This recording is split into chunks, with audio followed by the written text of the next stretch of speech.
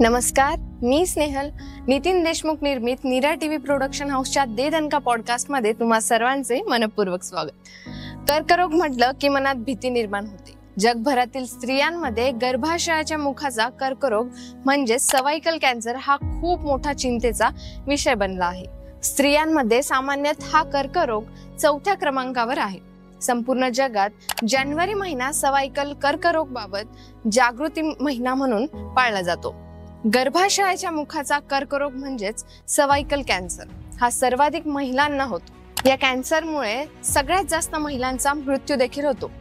जागतिक आरोग्य संघटनेच्या माहितीनुसार 2020 मध्ये केलेल्या एका सर्वेत हे लक्षात आलं की जगात जवळपास 6,04,000 महिलांना हा कर्करोग झाला होता. तर जवळपास 3,42,000 महिलांनी यामुळे आपला जीव गमावला होता. साधारण हा कर्करोग ह्यूमन पॅपिलोमा व्हायरस HPV यामुळे होतो. हा पुरुषांना देखील होऊ शकतो. आज या कर्करोगापासून वाचवण्यासाठी लस निर्माण झाली आहे, मात्र या लसीबद्दल हवी तशी जनजागृती झालेली नाहीये. आज आपण या कर्करोगाबद्दल आणि लसीबद्दल जाणून घेणार आहोत. आपल्या भारतात कॅन्सरशी लढण्यासाठी सध्या 2 लसी उपलब्ध आहेत. भारतात बायवॅलेंट आणि क्वाड्रिवॅलेंट HPV लसींना 2008 मध्ये मान्यता मिळाली आहे.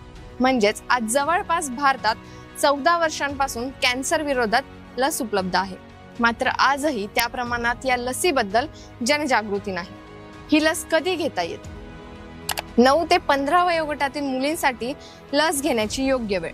ही लस 2 डोस मध्ये दिली जात असून साधारण या डोस मध्ये 6 महिन्यांचा फरक असतो. तुम्ही जर 25 वर्षाच्या आहात आणि ही लस घेतली नसेल तर तुम्हाला 3 डोस घ्यावे लागतील. 25 वर्षावरील मुली ही लस घेऊ शकतात, मात्र त्याचा प्रभाव जास्त वेळ राहत नाही. मिळालेली माहिती कशी वाटली आणि अजून पुढे भविष्यात तुम्हाला कुठल्या गोष्टीवर माहिती जाणून घ्यायची आहे हे आम्हाला कमेंटमध्ये नक्की कळवा आणि दे दणका या चॅनलला लाईक करा, शेअर करा आणि सबस्क्राईब करा. धन्यवाद.